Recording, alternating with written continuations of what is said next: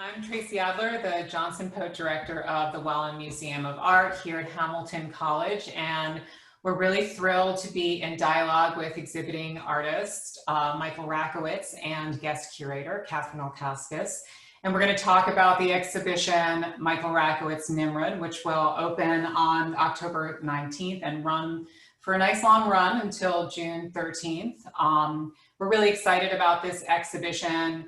It comprises a major commission, which is the largest commission that we've attempted to date, and is made possible by a grant from the Daniel Dietrich Fund for Innovation in the Arts. We're really grateful for that, making this entire project feasible. And we will be asking people to send in questions through the Q&A. And so after Katherine and Michael are in dialogue at the end, we will come back and answer some of those questions. So we look forward to having a dialogue between us and the audience. And I'm going to be very excited to hear what Katherine and Michael have to say. Michael is the professor of art theory and practice at Northwestern University. He received his undergraduate degree from SUNY Purchase and his master's from MIT. He has had major solo exhibitions in recent years in London, Sweden, Italy, and in Chicago, which is where he lives and works. He recently had a major public project on the 4th Plinth in Trafalgar Square in London, and is also working on a new commission in Margate in the UK as well. Katherine Alcauskas is the chief curator of the Chazen Museum of Art at the University of Wisconsin at Madison, and the former collections curator and exhibition manager at the Wellin Museum, which is where she started this project. And we're so thrilled that she's continued to stick with this project over the last couple of years to reach its fruition. She received her undergraduate degree from Wellesley and her graduate degree from Williams College. She has previously worked at MoMA and at the Yale University Art Gallery. So we're thrilled to have you both with us this evening, and I'm going to pass it over to you, Katherine. Great, thank you so much, Tracy. It's wonderful to be back at the Wellin virtually, and I'm so happy to be able to speak with Michael tonight about his work. I hope it is new to many of you and you learn much about his practice tonight. So I'm going to share some images.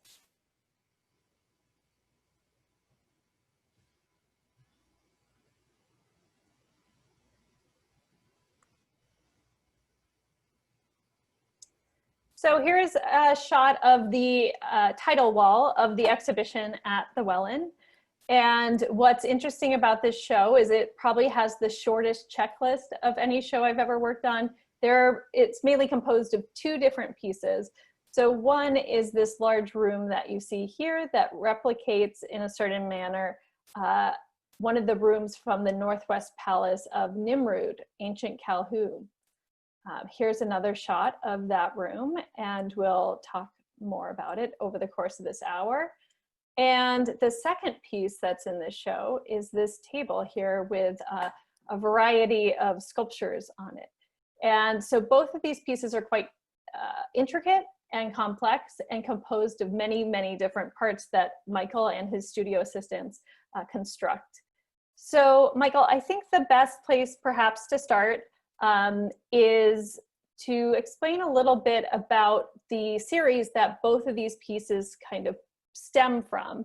The Invisible Enemy Should Not Exist. So could you tell us a little bit about how you came to that series, how it began, and what it's composed of? Thank you so much, Katherine, and thank you, Tracy and Alexander and everyone at the Wellin who has made the exhibition possible and this evening possible. It's really an honor to be with you. The Invisible Enemy Should Not Exist is a project that I began in terms of making in 2006. It was first exhibited in 2007. And it's an ongoing project wherein a team of studio assistants that now numbers more than 30 people over the past, I'd say 13 years, have worked with me to reappear the artifacts that went missing in the looting of the National Museum of Iraq in the wake of the US-led invasion in 2003. And it is unfortunately grown to include sites like NImrud and Nineveh, which were destroyed by Daesh in 2015, also in the wake of the US-led invasion, and also archaeological sites like Palmyra in Syria. The project really kind of took its point of departure from looking at those images in 2003, where anybody who remembers the war as it unfolded on American televisions, the first moment of pathos that seemed to have opened up was when the looting of the museum occurred. And this kind of grief that settled in was something that was shared. It didn't matter if you were for the war or against the war. One could agree that this was a shared loss for all of humanity. It was not simply just a localized Iraqi loss. But when the outrage around the loss of artifacts did not turn into an outrage about lost lives, I started to imagine what it would mean for these objects to reappear almost like ghosts, haunting the Western collections that seem to celebrate the objects from antiquity, which were extracted from those places, but without the care ever extended to the people that live in those places. So it's an ongoing work that is likely to outlive me and my studio. When we talk about the National Museum of Iraq,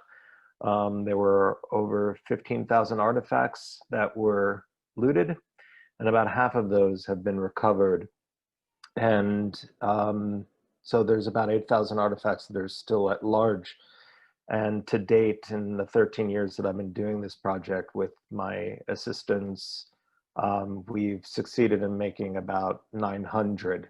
So clearly it is a project that'll outlive us, which is kind of the point. None of this can ever be reconstructed. It can only be reappeared as a spectral presence. Thanks, Michael. And could you explain a little bit about how these objects are actually made? So the objects are made from the wrapping of Middle Eastern foodstuffs, the packaging of Middle Eastern foodstuffs that one finds here in the US where there are Arab communities. And so it becomes these fragments of cultural visibility that are enlisted to make these things that are, for all intents and purposes, now invisible. And it's also a way of recognizing a kind of asymmetrical relationship of provenance. One of the things that I'm interested in when it comes to the artifacts is that the valuation that's given to these artifacts is dependent on proof of provenance in terms of where it comes from, to be able to say that this is a piece from the Neo-Assyrian period, from, you know, and to be able to see that proof is something that gives an artifact its value. At the time in 2006, when I started to think of doing this project, it happened while I was sitting in a storefront in Brooklyn, where I reopened my grandfather's import-export company. My mother's family were Jews from Baghdad that lived in that city for 2 millennia. And they were forced to leave as nationalist programs emerged in the Middle East and created tensions. And so these kinds of packages were always around. But my impetus for reopening my grandfather's company came after I visited Sahadi Importing Company in Brooklyn. And Sahadi's was one of the first groceries that my grandparents visited when they left Iraq and they came to the US in 1947. And that was where they went to go get their spices. That was where they heard that they could continue the culinary traditions that they had to leave behind. And so the Sahadi family has known my family since then. And I remember living in Brooklyn in 2004, and I went to go shopping. And when I was there, I saw this big red can of date syrup that had the label of Second House Products was the title, it was the name of the company, and it was mostly in Arabic, and it had really great graphics, and it said product of Lebanon. When I was growing up, my grandfather used to make the date syrup by hand, the way that he would have in Baghdad. And he died in 75 when I was about 2 years old. And he left behind all of this date syrup that was kept in the freezer. And about 10 years later, we finished up the last jar of his date syrup. And my mother would always buy it around the Jewish holidays. In Rosh Hashanah, you use date syrup to make the food sweet so that the new year will be sweet. And in Passover, you make the charoset from walnuts and date syrup. But she would always complain that the places that she would go to only sold brands that were from California or from Israel. And she always complained that all the Israelis were ever doing was whitening the date syrup, that there was just too much filtration and it was light like a honey, and it didn't have the kind of viscosity nor the real sort of like unctuous character that my grandfather's handmade syrup had. So I looked at this can and it said product of Lebanon, and I thought to myself, this will be a nice gift for my mother. It doesn't say California, it doesn't say Israel. Maybe it's a little bit closer to home. And when I brought the can up to the cash register, the owner, Charlie Sahadi, looked at me and he looked at the can and he said, "Your mother's going to love this. It's from Baghdad." And when I looked at the can again to make sure I wasn't hallucinating, I saw that it said Lebanon, and I said, "What do you mean? You know, it says Lebanon." And he says, "No. The date syrup is actually processed in the Iraqi capital, put into large plastic vats, then driven over the border to Syria, where it gets put into unmarked tin plate steel cans, and then driven over the border into Lebanon, where it gets labeled and is sold to the rest of the world." And this was a way that the Iraqi companies had circumvented the UN sanctions from 1990 until 2003. This was 2004, a year after the sanctions had been lifted, a year after mission accomplished declared by Bush. And I said, "Well, why is this still happening?" And he explained to me that anything that said on the packing label that it was product of Iraq or product of Afghanistan in the wake of the US-led war on terror was going to be identified for extra charges, you know, tariffs, because those shipping containers would be scanned by Homeland Security. They would be x-rayed, and then people would don the hazmat suits to make sure that each and every box did not contain something dangerous. And then they would charge the importing company. And so Charlie said, if I brought something in from Iraq, it would be bad business. And I said, well, it could be really good art. And so I worked with Sahadis to sign the first deal in close to 40 years to import Iraqi dates from Iraq. And so this project is too big to get into right now, but it was a process of waiting, and that cruelty of waiting when you're inside a storefront on Atlantic Avenue in Brooklyn, in the heart of New York City's Arab community. And what I was surrounded by in that store while I was waiting for those dates to arrive were California dates that are grown from Iraqi seed, which were first planted in Mecca, California. No joke, that's a real place. And then it was also these cookies that you have up. Thank you for compiling these images. So these mamul cookies that say that they're made with Saudi dates. Actually, everyone in the industry knew that they were Iraqi dates because a lot of the dates in Iraq were suffering from different kinds of maladies that made them unpresentable as full dates, but you could use them to make baking dates. And so all of a sudden I looked around my store and I had the cans of date syrup that couldn't tell me where they were from. And so they were concealing their provenance. It was almost as if the xenophobia in the US had been visited on these objects, and they were too terrified to tell me where they were from. And so I'm sitting in this empty store waiting for the dates, and it made me think of the emptied out museum in Iraq. And I started to think that if those artifacts were to come back as ghosts, they needed to look different if they were to properly haunt. And so what the skin that they should wear is the skin of those other artifacts, those other objects that couldn't tell me where they were from, as if they were terrified migrants. So for me, you know, one of the things that would have been a misstep in the project is to think that these should have been made out of alabaster or gypsum, because it also has the danger of accepting this kind of one-to-one ratio of it being something that can be replaced or can be reconstructed.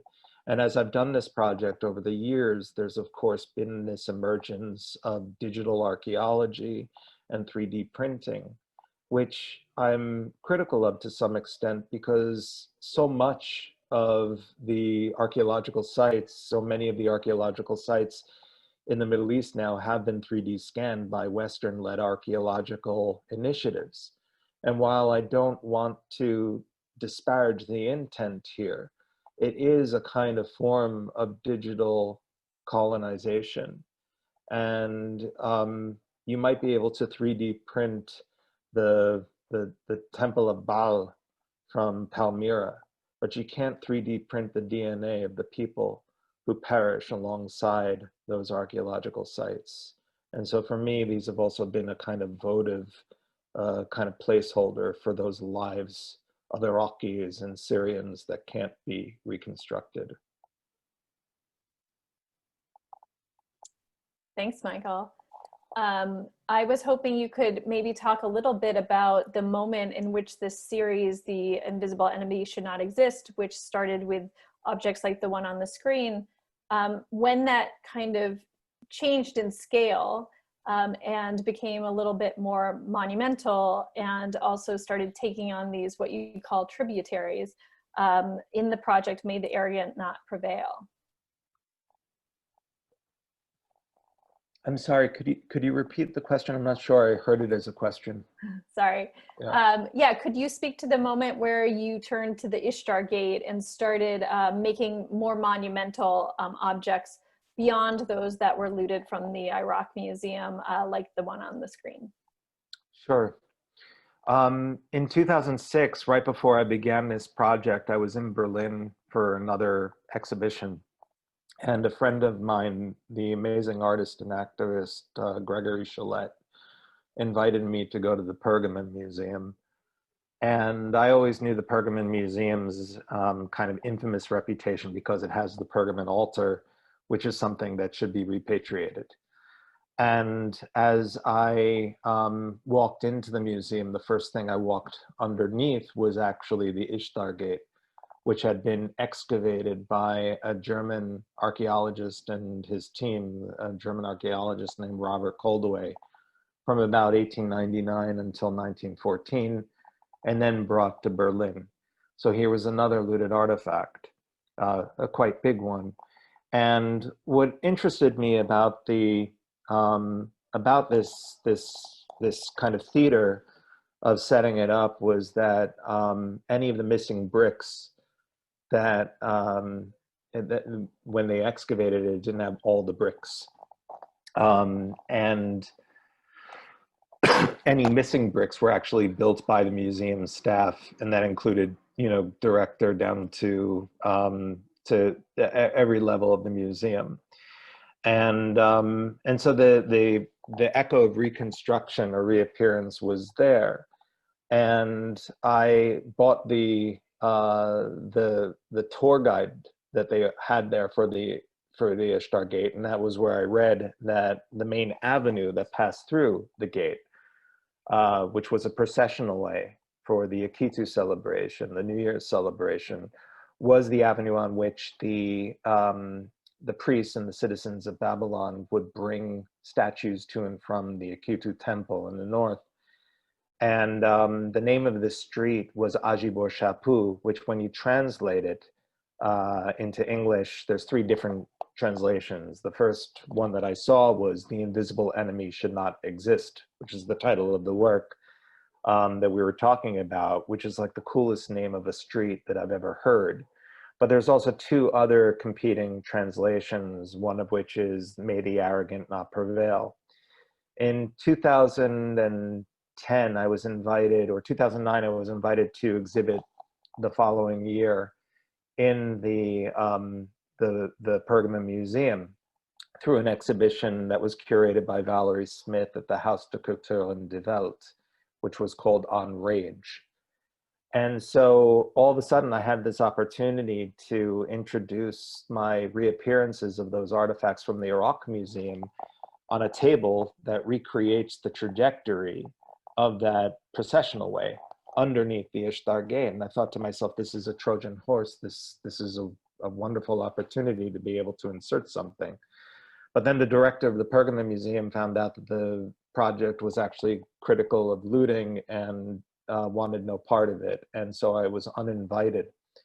And so as I started to think about this, Valerie started to encourage me to channel it, that it was a show about rage, and here I was as the son of or the descendant of Iraqis who had to leave.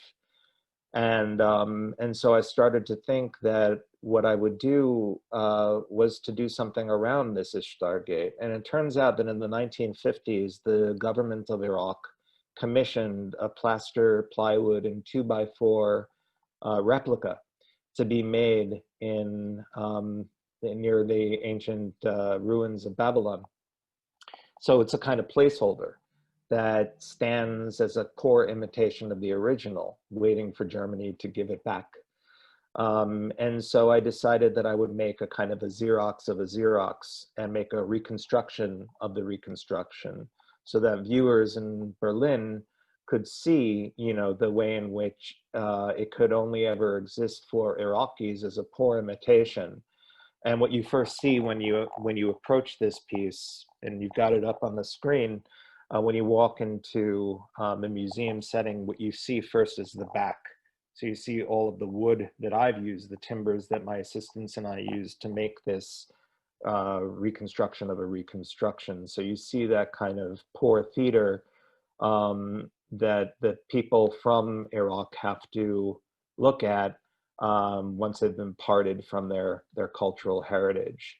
And so that was the first big scale work in this project. But of course, it also was done with a slightly different ethos than the original project, which is why I started to adopt these alternate translations to kind of mark that slight difference between the two different moves. Thanks, Michael. I'm going to stop sharing now. I don't have any images of the historic reliefs or palaces, but could you speak a little bit about how you first became aware of the Assyrian reliefs, and then how as an adult you kind of became reacquainted with the story of the Northwest Palace? When I was 10 years old, my grandmother, Renee Shamoun, from Iraq, who we lived with and whose house I was raised in, passed away. And it wasn't lost on me at that point that the last person in our immediate family who could really remember Baghdad had died. And so the experience of mourning was actually very multi-layered.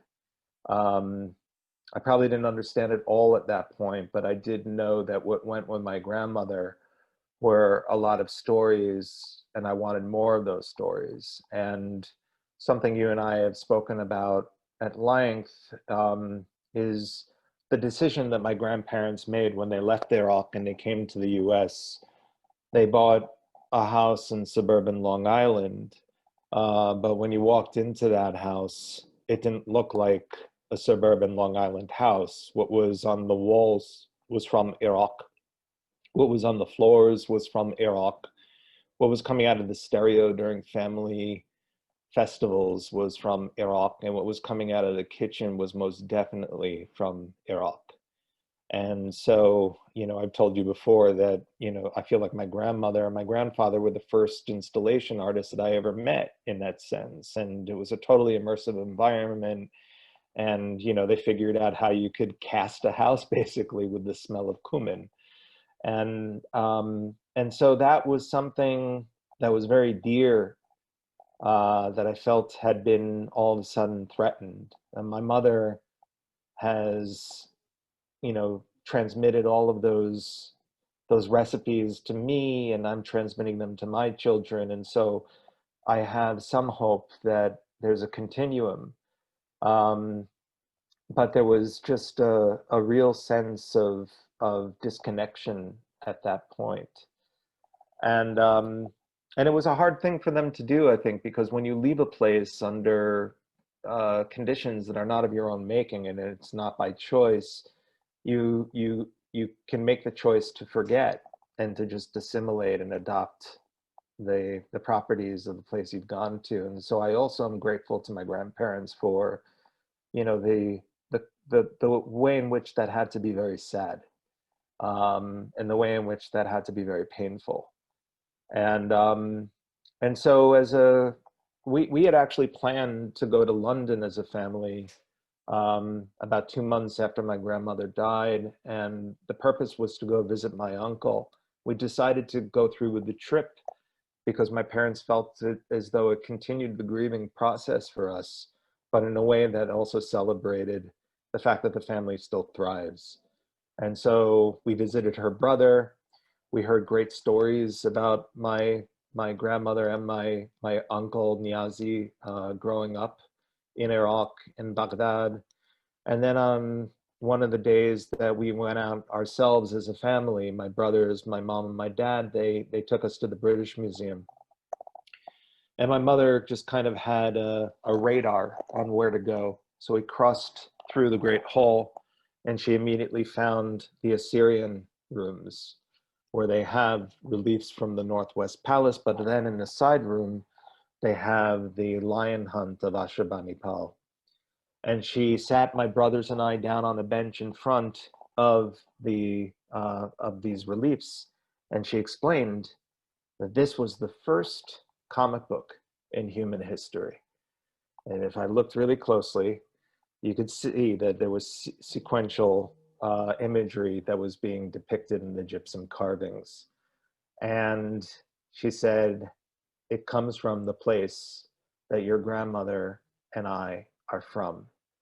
And there was nothing cooler than feeling that kind of sense of pride at age 10 that your people are responsible for the first comic book in history. And then she turned to us and she said, what is it doing here? And that tore through the space. You know, all of a sudden you look at these works and you realize that that they're also exiles, you know, but they're also hostages. And so the museum suddenly became a crime palace for me. And so from there, every time I visited a museum that had a kind of encyclopedic collection, I always felt like I was visiting a zoo. And so there's always that sweet and sour feeling. You feel as though you can get close to something that is related to you, that you have a kind of cosmic bond with, but also that it shouldn't be there. So this is something that I think really started to guide my practice in ways that maybe weren't as obvious when I first started making artwork, but as I've seen, you know, the place that my grandparents fled from continuously destroyed by the place they fled to, it's become more and more explicit in my work.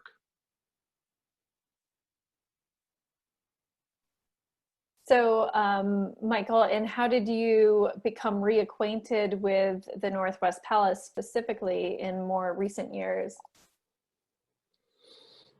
Well, it was through more vulgar imagery that accompanied, a continuation of the war against the Iraqi people that was begun by the U.S. and its allies. And so the Northwest Palace of Nimrud appeared for me at the same time that the lamassu that stood at the Nergal Gate of Nineveh appeared for me, which was in 2015 when Daesh sacked the Mosul Museum and also the sites of Nineveh and Nimrud. And so the site of the Northwest Palace of Nimrud being sledgehammered by agents of Daesh and then also dynamited as a kind of finale was something that I think, cut through me in many different ways. Also making it clear that that this was once again going to create outrage in the West for objects where there was a total neglect for the people. Thanks. And one thing that we've talked about before that I find really interesting is you have a little bit of background working on various projects that deal with architecture, and you and I have talked about this phenomena of recreating a room within a room. And I was wondering if you could speak to how you see the human element through that process. Sure. Is it okay if I share my screen at this point? Okay. Yeah, you might have better images to this point than I do. No, it's yeah, I'm just gonna, okay.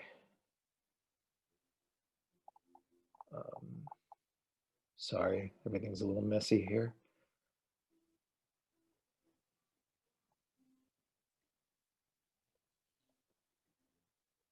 Okay, so can you see that, Catherine? Okay.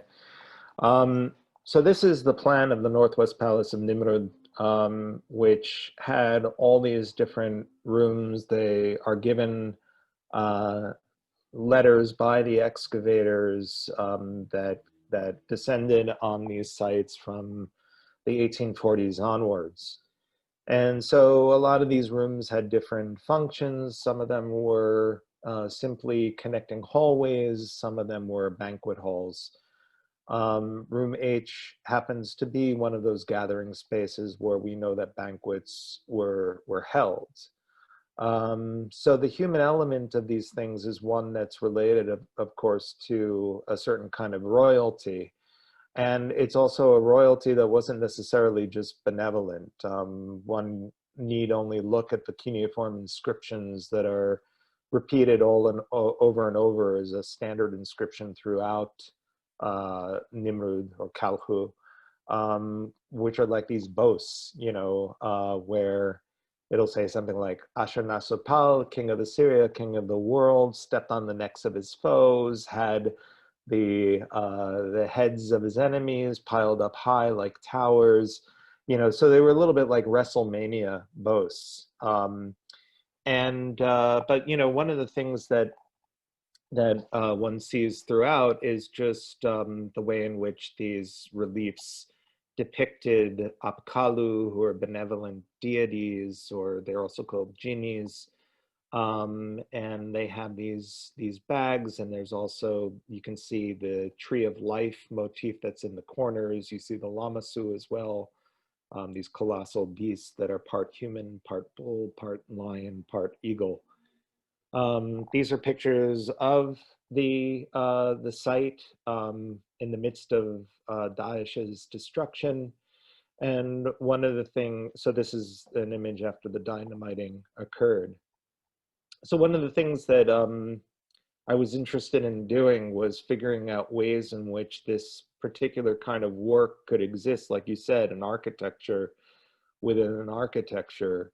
But in some cases, we had an opportunity to do things where the room would suddenly take on its initial purpose. And one of the things that my assistants and I have done is we've gone through all of the different databases that are out there and the different books that have been compiled by different archaeologists.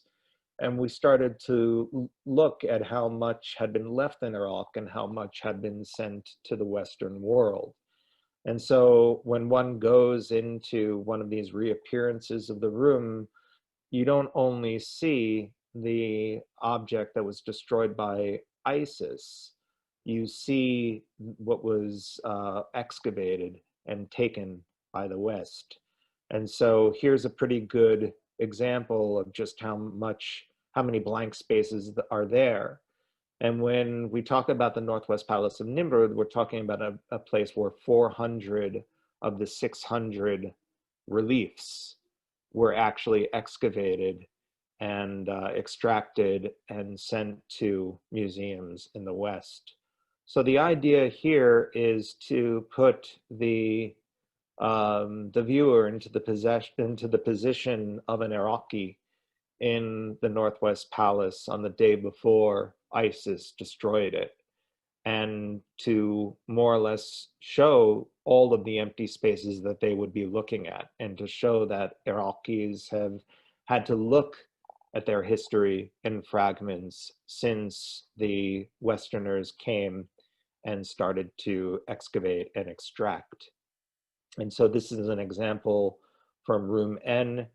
And room N was the first room that my team and I reappeared, and we used the theories on what colors it had been painted in antiquity from Bowdoin College, where some of the archaeological research is being done. And then this recreates to the centimeter the way that room would have happened according to the architectural plan. And so here you can see a lot of those blank spaces.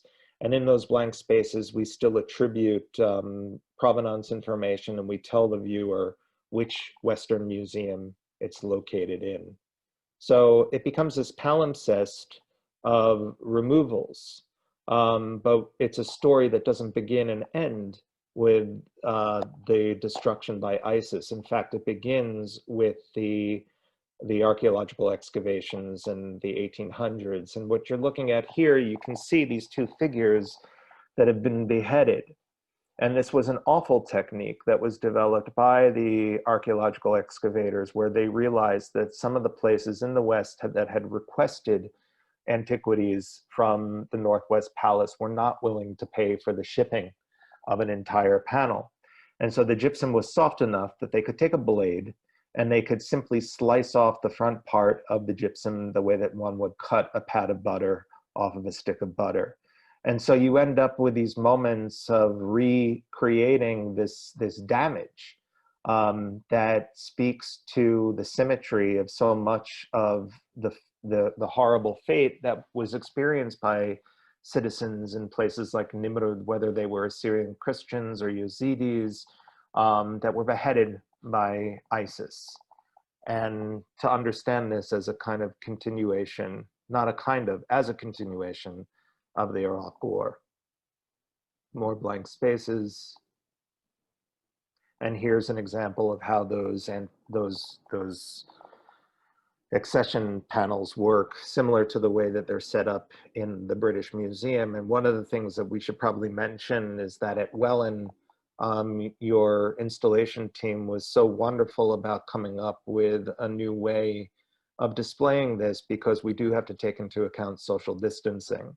And so this is something where you'd have to actually, get closer to look at the text as you would in most museum situations. And so when we get a chance to look at that documentation that you showed earlier, Catherine, you'll see that it's printed in a way that's accessible, so that people can be in there and also socially distance and read at the same time.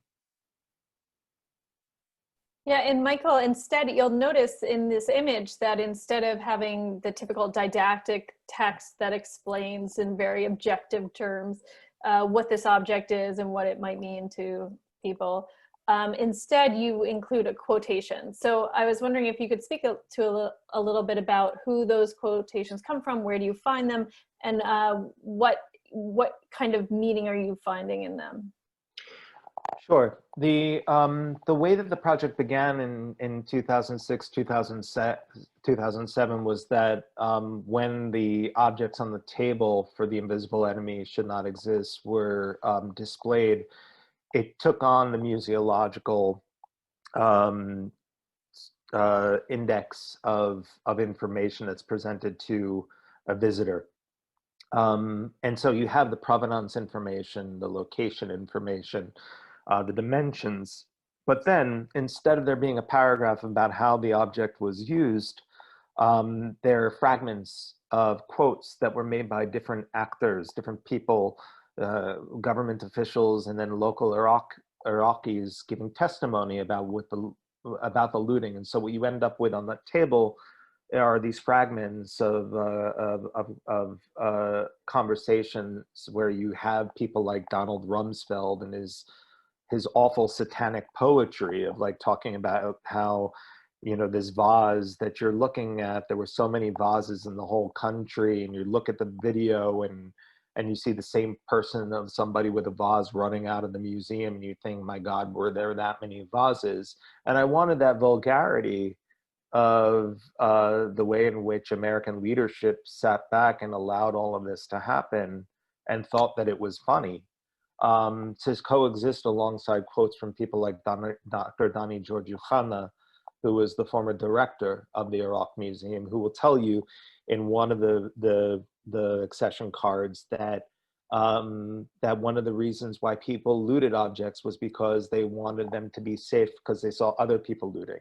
And then they came back when there was amnesty and they brought the objects back to the museum. So you get more information on how all of this fell on the Iraqi people as well, and the way in which the populace suddenly had to enact moments of care and custodianship when there was total chaos and violence in the wake of the US invasion. In this case, we have Sheikh Khaled al-Jabouri with a quote that says, "I wasn't as devastated when they destroyed my house or when they killed some of my relatives because this is life. All of us died. But NImrud was like a part of our family. The heritage was part of our lives, part of all of Iraq." And so you're left to kind of reckon with that in these spaces. So it brings the voice of the locals into the museum as opposed to some kind of objective and aloof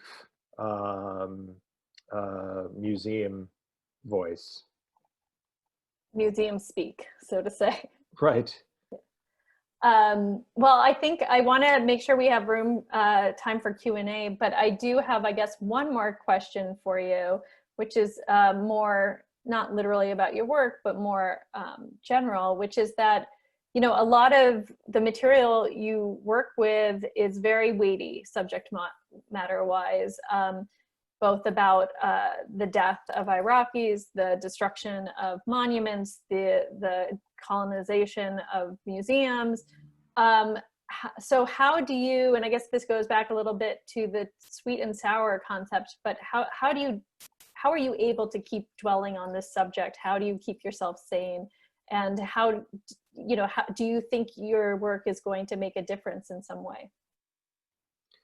That is a very big question. And I don't think that I can answer the last part of your question with any kind of humility or even you know, any kind of knowledge. But at the same time, I think that one of the things that happens with me with this work is that if I think about the materials that are being enlisted to make them, I think about what it meant for me to be in my grandmother's pantry and to look up at those shelves of all this wild color packaging with these amazing graphics of the Baharat spices, or you know, the date cookies or anything else that was part of just like the daily culinary tradition that we had. And for me, this was the, you know, the corollary to looking at an amazing shelf of books in a library. It was just looking up at all that packaging.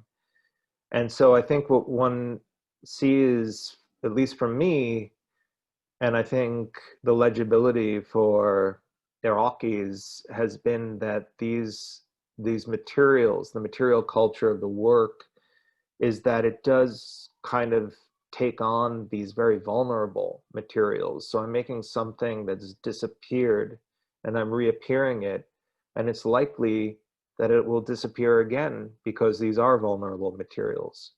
But it's also a material that shows that life continues, that we continue to make these recipes, that these communities can continue to exist.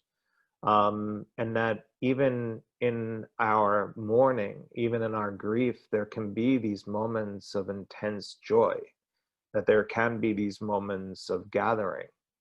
One of the things that I loved about reading Michael Pollan's The Omnivore's Dilemma in 2005 was that he wrote that people started, when cities formed, when people started to cook together. And if I think about when cities started to form, I think about, again, you know, my own provenance coming from family that also calls themselves Babylonian Jews, but thinking about some of those recipes in Iraqi culinary history, a dish called masguf, which is a very slow cooked fish, is something that creates a social space. And this idea that a city can form when one enacts these moments of hospitality and gathering and celebration is something that brings me back to architecture, but also to the things for me that were always more important than architecture, the people that live in the buildings. And so I think that that's one of the ways in which you have that moment of sweetness in the midst of something that is about grieving. And so I see these as offerings, but I also see these as places that can also carry through with that enactment of joy. And so I think, if you permit me, just showing these images from Malmö, Sweden, where my team and I exhibited Room G. Malmö is one of those cities that has been abused by right-wing politicians and also people like Obama to point to the perils of migration. And I went to do this exhibition in Malmö at the Konsthall, and it was like a site-specific exhibition. There's over 12,000 Iraqis that live in Malmö, Sweden. And so Room G was a banquet hall. And this was the opening. And what happened at the opening was that the Iraqi Cultural Society took over. And they set up a stage, and this is Lina Al-Nahar, who is a Green Party politician in Sweden, but is also the president of this Iraqi Cultural Society. She gave a speech, and this was the gathering. You know, inside this banquet hall was a modern banquet hall. A banquet hall from antiquity became a banquet hall in 2019. And I mean, I look at this picture and I'm thinking, what a joy to see people so close together now. But we have Swedes interspersed with Iraqis, and what was amazing was that we had these musicians that all of a sudden showed up, and you can see what they're wearing on their heads are reconstructions of Queen Puabi's crown, which is in the University of Pennsylvania Penn Museum in a vitrine there. And I think about what it means to break the vitrine and to actually use these things that are also kind of like presented as dead, and to see that they're not dead. And so I'll just leave with this little video of them all performing. And I think that those reliefs that were shown in Malmö will never be the same, because they brought joy to the exhibition, you know, through this gathering, through this singing, and the sound that reverberated off of those panels is now part of their provenance.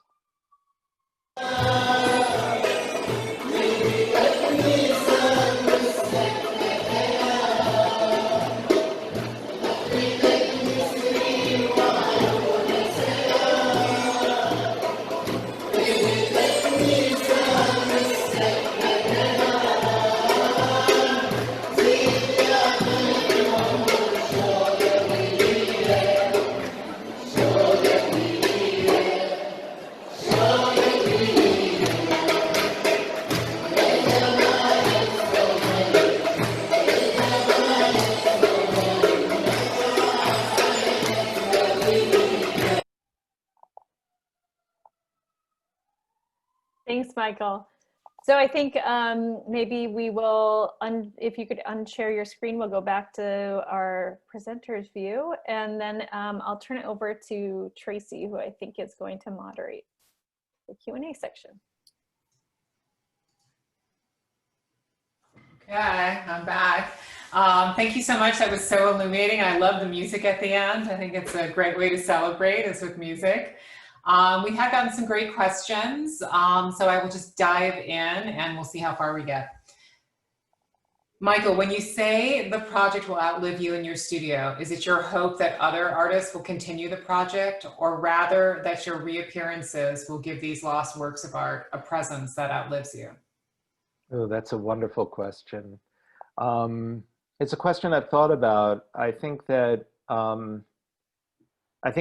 you know, I agree, you know, that I think that the latter will hopefully happen. But I do think that also the first part of the question opens up a lot of what I've been thinking about recently that extends to what happens with artist estates, and thinking about you know, the trouble of what happens when an idea is owned or an imperative is owned. And I've been thinking about, you know, the archives and the imperatives that I leave behind being something that's open source. So I would invite that. I mean, I think it would be, I mean, to think that somebody else would think that it was important enough to continue, I'd be open to that. But I also hate to think that somebody would have to take on something that I've done when everybody should be pursuing the things that they want to do. But I think that would be something that I would welcome. But it's something I've been thinking about in large part because I've been reckoning so much, I think, in the last few years with institutions and also questions about ownership and collecting. And one of the things that Pete Seeger said that I have always admired as somebody who also plays music is I'd rather put a song on somebody's lips than in their ears, and to think about ways in which artwork can be wielded as a kind of collective idea, that excites me. So I hope that was some kind of answer. Yeah, that actually leads in nicely to our second question. I was wondering if Mr. Rakowitz could speak more to his understanding of the Ishtar Gate as a looted artifact within the context of colonially acquired art versus art looted during the war in Iraq. Well, I think it's part of the same vector. I think that the way that that we see those objects in museums, one can't look at the videos of Daesh destroying sites like NImrud and Nineveh and think that that this is something that happens just because of what we've been so conveniently convinced of, that it was part of a kind of anti-idolatry Islamic belief. In fact, we know that Daesh used smaller artifacts that they could smuggle to sell on the black market in order to fund their war machine. Anything that was too conspicuous and too big was set up for these spectacular videos of destruction, and more or less aimed at the Western audience and also at the local audience as a humiliation. But in there, I think, is also a kind of understanding that that our outrage is connected to the fact that they've seen the way that museums are built not out of mutual curiosities for one another, but through extractive measures. I mean, I think that if the Encyclopedic Museum were to somehow come back after it's dismantled as a site of mutual curiosity, then that's something that does interest me. But we have to accept the fact that that's not the way that it is, that these encyclopedic museums exist mostly in the West. And that when you see that kind of reverence shown for the artifact, but only atrocity shown for the people, then I think you know, we have to look at all of those things in the same vector. And so for a lot of Iraqis who looted the museum, some of those artifacts were their ticket out of the country. And so I look deeply into that as well, as something where one understands that there's this liquidation of the past in order to ensure the present and secure the future. And so those kinds of narratives, I think, are connected. And so I think that, you know, when I look at the Ishtar Gate, I'm not looking at something that's locked as a kind of, as an extraction that began at the end of the 19th century and the beginning of the 20th. I see it as a continuum. Great, thank you. Next question. For Hamilton College students who are studying this exhibition at the Wellin as part of their coursework, what would you want them to learn from looking at these works of art? Oh, I always kind of quiver at questions like this because I don't want to overdetermine or predetermine the way people should be looking at this. I still think that there's ways in which to project things onto these works, you know, that I'm not thinking about. And that's something that excites me a lot about being an artist, is that, you know, the intentions that I have for a work are only going to be enriched you know, by collective viewing. I think that there's an obvious kind of set of reasons about why I'm doing this project, but I'm also interested in the things that I don't know, that other people can bring to it in terms of interpretation. Yeah, so I'm a little bit reticent about answering that with anything concrete. Fair enough. Yeah. Michael, do you think you'll ever visit Iraq in person? That's a good question. Another good question. I think that the question's been asked quite a lot, and I was recently in conversation with an author about this, and there's a part of me that that again insists on the fact that, like, I don't need to go there in order to consummate my relationship with it, because my grandparents engaged in, you know, some kind of sumud, some kind of steadfastness, you know, about their relationship to that place, that there was an act of resistance, I think, also in the way that they set up their house, that, you know, even though the conditions, you know, emerged in Iraq where they could no longer stay, that they made sure that they were able to stay in their own way, and to resist forgetting. And so I thought about it because it gets asked a lot.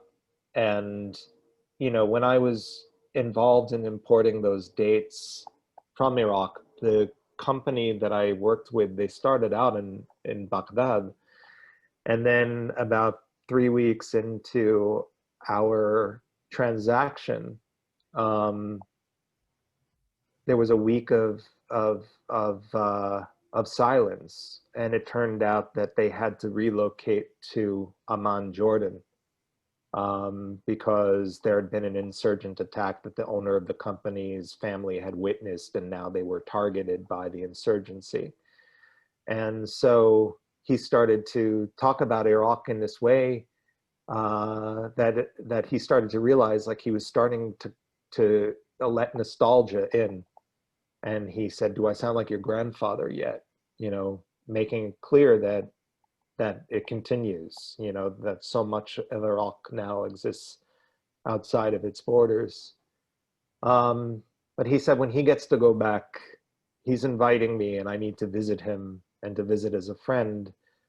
And I'm not opposed to that, you know, but I had a dream last year, and one of my closest friends, Emily Jasser, who's an artist from Palestine, was in that dream.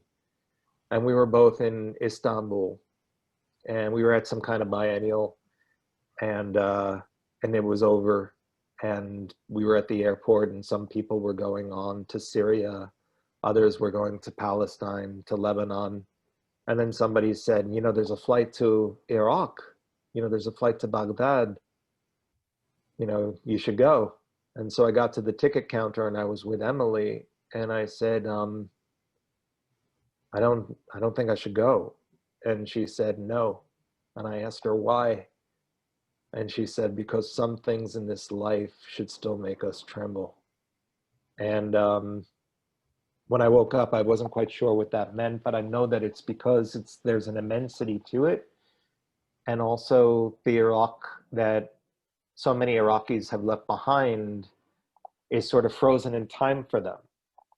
And I don't think that I would go, there's no going back for me, right? Because I'm, you know, but I don't think that I'm holding on to something my grandparents told me that is not going to be there when I get there. But I also just think about all the Iraqis that can't go back, who have become dear friends. One of them is with us tonight, Yarub Al-Obaidi. And I stand with them in this place that's like in between, you know, and maybe one day the conditions will be right. But right now, I think that there's a kind of material that I'm working with that's about that distance. Right. And but I don't foreclose the idea that it might happen in the future. Okay, I'm going to ask one more question. What has been the biggest challenge in making this body of all new work for the Wellin, especially during the COVID pandemic and the complex social, economic, and political time? And we can even talk about the work that is behind you right now as well, because that is one of the panels from our coming to the museum. So if you could talk about the complexities of that, it'd be wonderful. Yeah, well, it's a very labor-intensive project, but it's one that my team and I approach with joy. Everyone has been so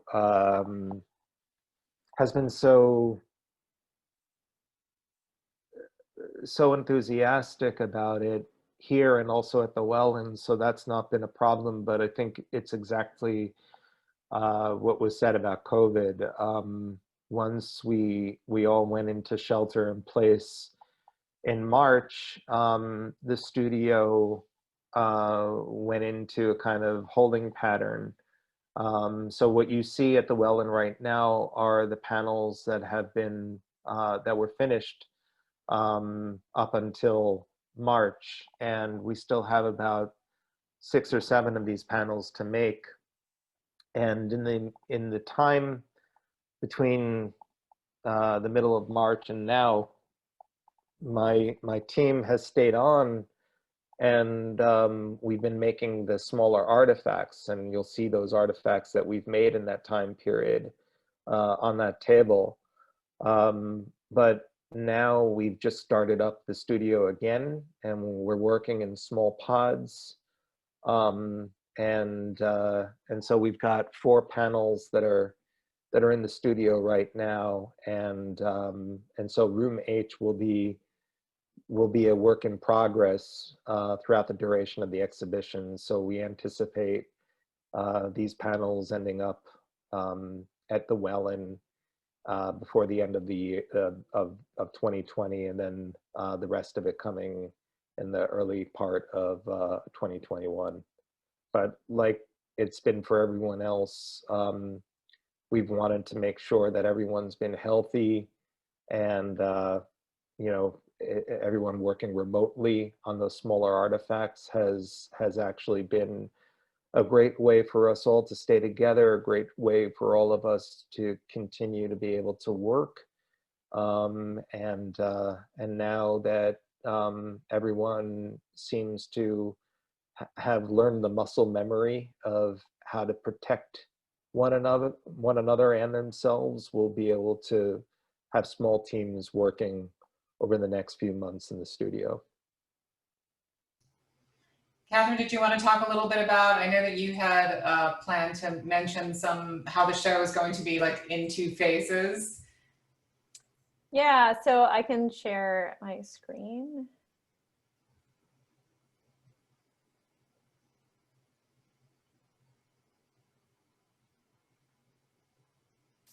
So this is an installation shot of the room at the Wellin. And this is, a lot of the empty space is intentionally empty per Michael's project, showing the site of the reliefs that were removed in the 19th century. There are just maybe 2 more to fill in this section, but you'll see at the end here that we've only installed a portion of the room, and the intention is that when the remainder of the panels are made, we will fill in the rest of the room. So the entire room will fill our space, and it actually fits the space pretty well. Here are some installation shots as we currently have it. And Michael, I remember a really surreal moment when we did our interview for the catalog, which I think occurred something like March 3rd or March 1st. And you had just come back from London and you were heading to Dubai, which I'm not sure you ended up going to Dubai, but it was a surreal moment where we were talking about, oh, this might get bad, and your family was worried about you. And it's been just an odd time, but it's really reinforced, I think, this idea of these objects being actually surrogates for people. Any last thoughts, Michael? Yeah, I mean, on that trip to Dubai, I flew over Basra, you know, and so like that's one of the things that feeds back in to one of the earlier questions, and we did fly over Baghdad, but one of the things that happens every time that I've flown over Baghdad on trips that have taken me to places like Dubai, is it's always been cloudy, so I've never seen the city. So it's, you know, as I was thinking about all of this on the plane ride back, I mean, the exhibition that I had at the Jamil Arts Center had just opened, and it was a very small opening because of COVID-19. But there was also supposed to be a dinner event. One of my cooking events was supposed to happen, and all the public programs were canceled, and they had me on a flight the day afterwards. And so so all of those urgencies mixed together with, you know, just how vulnerable people are, and the way in which access to care and to a kind of leadership that actually will take care of its people was something that was on my mind, the whole way home. And I agree with you, it really was surreal. And so when I think about what's embedded in these works, I can't help but take into account the fact that that everything that's going on around us is somehow in there. And it's an interesting subtext in the work because it's not only the packaging of Middle Eastern foodstuffs. I should also mention that it's Arabic English newspapers that are actually given away for free to newly arrived immigrant communities that are from the Arabic speaking world, that are found in those supermarkets, that also comprise one of the materials of the work, the papier-mâché of the work. And so when you look at an artifact that my studio and I made in 2007, if you're an Arabic speaker, you'll see that, you'll catch a fragment on there that's about, the Bush era and the Iraq War. If you look at one that's done in 2013, all the stories are about Syria. And so if I think about what's going to be cladding this work behind me, chances are there's going to be a lot of those articles that are discussing COVID-19. So the work actually does literally take on all of that. And so it adds one more layer to the strata of the work. Yeah, it definitely adds another temporal quality to something which is already temporal. Well, thank you both so much for joining us this evening. As the community knows, some of those who are tuning in, right now we're only open to Hamilton faculty, staff, and students by appointment. But we're bringing in lots of classes and we're very excited to welcome you. So if you are one of those categories, please reach out to us to visit the museum. And also for those who are not on campus, please continue to check back on our website. We are continually posting updates as the situation changes and evolves, and we really look forward to welcoming the broader community back to the Wellin. And we hope, Michael and Katherine, that you are able to come to the Wellin to see this beautiful show that you've worked on together. I can tell you from being in this space myself, it really is phenomenal, and I'm so grateful to both of you for all the hard work. Inshallah, I hope it happens. Thanks, All right, Tracy. everyone, thank you so much. Thanks. Thank you. Thanks, everybody. Thanks for being here.